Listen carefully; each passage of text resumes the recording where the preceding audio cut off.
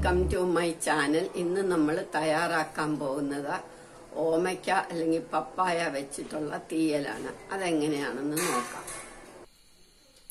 ആദ്യം 1 table spoon മല്ലി ഇടണം. അത് നന്നായിട്ടൊന്ന് വറക്കണം. എണ്ണയൊക്കെ ഒഴിക്കാൻ വരട്ടെ. സിമ്മാക്കി വെച്ചുകൊണ്ട് വേണം വറക്കാൻ. ഇനി ഇതിനകത്തേക്ക് നമുക്ക് 1 ടീസ്പൂൺ ഉലുവയും കൂടി ഇട്ടു.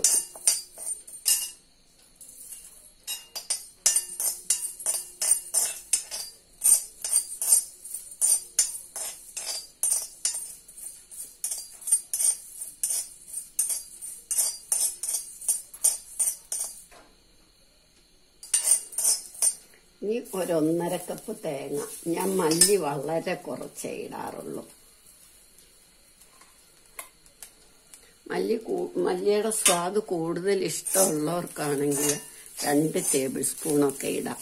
ഞാൻ വളരെ കുറച്ചേ ഇടും.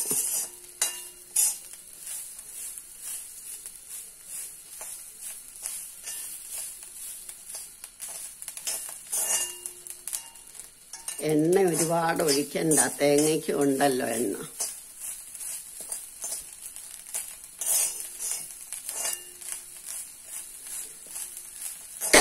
ഇനി ഇതിനകത്തേക്ക് 1 പിടി കറിവേപ്പില ധാരാളം ഇടണം. എത്ര കൂടുതൽ ഇട്ടോ അത്ര നല്ലതാ. ഇനി തേങ്ങ നന്നായിട്ട് മൂക്കണം. എന്നിട്ട് മതി നമുക്ക് മുളകിടുന്നത്. കുറെ കൂടെ ഒക്കെ മൂത്ത് ചുമന്ന് വന്നിട്ട് മതി. ചിലവര് എണ്ണയൊക്കെ ഒഴിച്ചു വറക്കും. അതിൻ്റെ ഒന്നും ആവശ്യമില്ല. തേങ്ങയ്ക്ക് എണ്ണയുണ്ടല്ലോ. സിമ്മാക്കി വറുത്താൽ മതി.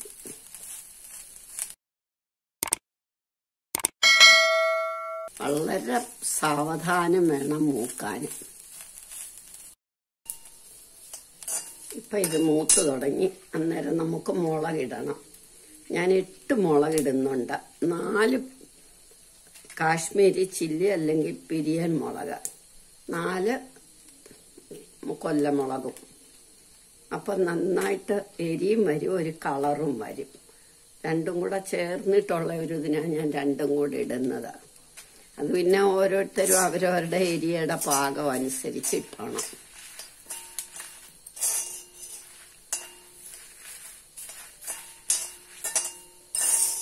മുളക് മൂക്കുന്ന പാകമാകുമ്പോൾ നമുക്ക് നിർത്താം.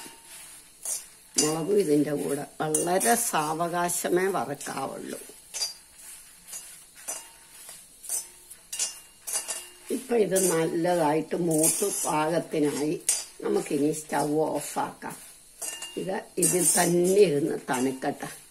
ഈ സമയത്തേക്ക് നമുക്ക് കഷ്ണം നുറുക്കുവേ 1 നെല്ലിക്ക വലിപ്പം പുളി കുതിർത്ത് വെക്കണം.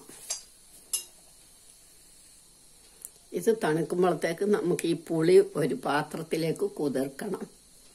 കൂട്ടത്തിൽ കഷ്ണം നുറുക്കാം. നമുക്ക് ഈ ഓമയ്ക്ക നന്നായിട്ട് കഴുകി വൃത്തിയാക്കി എടുക്കാം. പറിച്ച ഉടനെയുള്ള ഓമയ്ക്ക ആയതുകൊണ്ട് കറ കാണും. അതപ്പം നമുക്ക് ഇങ്ങനെ കൊത്തി ഒന്ന് കഴുകിയെടുത്താൽ, കൊത്തി ഒരു 5 മിനിറ്റ് വെച്ചിട്ട് കഴുകിയെടുത്താൽ കറയെല്ലാം പോകും. നമ്മളെ കയ്യെ പറ്റുകയില്ല. ഇനി അത് 5 മിനിറ്റ് അവിടെ ഇരിക്കട്ടെ. കണ്ടോ, കറയെല്ലാം വന്നു. ഇനി ഇതൊന്നുകൂടെ ഒന്ന് കഴുകി വൃത്തിയാക്കണം. ഇനി നമുക്കിത് മുഴുവൻ വേണ്ട, കുറച്ച് മതി. ചേർത്ത് നമുക്ക് തൊലിയെത്തി കുരുവൊക്കെ കളഞ്ഞ് വൃത്തിയായിട്ട് അരിയാം. ഇതെല്ലാം അരിഞ്ഞെടുത്ത് കഴിഞ്ഞു. ഇനി ഇത് ഓമയ്ക്ക ഒന്നും കൂടി കഴുകണം. കറ ഇങ്ങനെ ഇതിലിരിക്കും. അതുകൊണ്ട് നന്നായിട്ടൊന്ന് കഴുകാം. ഇനി നമുക്കൊരു പാത്രത്തില് ചീനച്ചട്ടിയോ തവയോ ഏതായാലും മതി. അതിനകത്തേക്ക് 1 ടേബിൾ സ്പൂൺ എണ്ണ ഒഴിക്കണം. എണ്ണയ്ക്കകത്തോട്ടിട്ട് നന്നായിട്ട് വഴറ്റണം. ഒന്ന് വാടി തുടങ്ങുമ്പോൾ നമുക്ക് ഉപ്പും മഞ്ഞപ്പൊടിയൊക്കെ ഇടാം. കടുക് വറുത്തിട്ട് വഴറ്റിയാലും മതി. ഞാനെല്ലാം കഴിഞ്ഞ് ലാസ്റ്റിലെ കടുക് വറുത്തു. അതാ ടേസ്റ്റ്. ഇതൊന്ന് വാടി തുടങ്ങി. ഇനി നമുക്ക് പാകത്തിന് ഉപ്പും മഞ്ഞൾപ്പൊടിയും ഇടാം.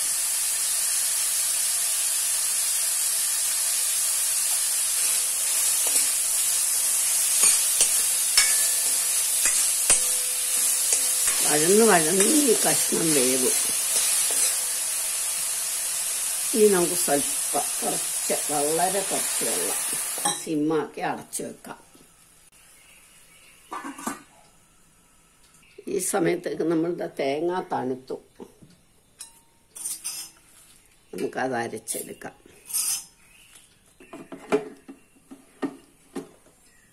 ആദ്യം നമുക്ക് പൊടിക്കണം, പിന്നെ അരയ്ക്കണം.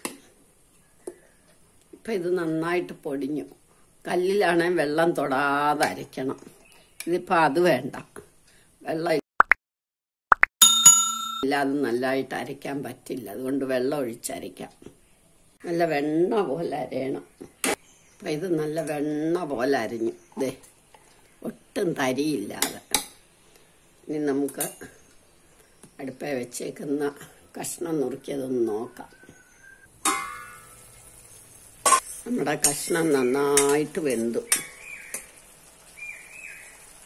പുളി കുതിർത്ത് വെച്ചിട്ടുണ്ടല്ലോ, അത് നമുക്ക് പിഴിഞ്ഞൊഴിക്കണം.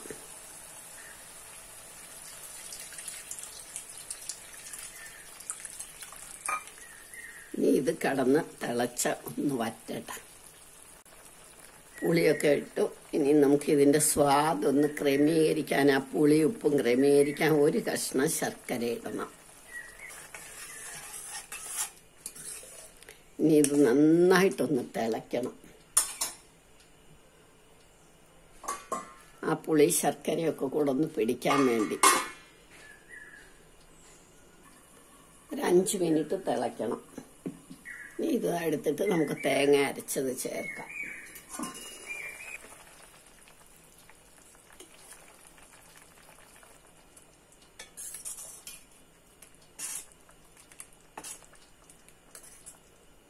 ഒരു 2-3 മിനിറ്റ് ഇരിക്കട്ടെ. ഇനി നമുക്ക് കടുക് വറക്കണം. കടുക് നന്നായിട്ട് വറക്കണം. അതുകൊണ്ടാണ് ഞാൻ ഒടുക്കം കടുക് വറക്കുന്നത്. അതായിരിക്കും കൂടുതൽ ടേസ്റ്റ് എപ്പോഴും.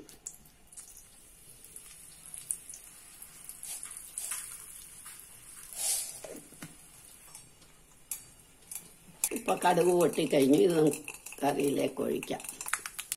കറിവേപ്പില നേരത്തെ ഇട്ടുകൊണ്ട് ഞാൻ എപ്പം അങ്ങോട്ട് ഇടുന്നതേ.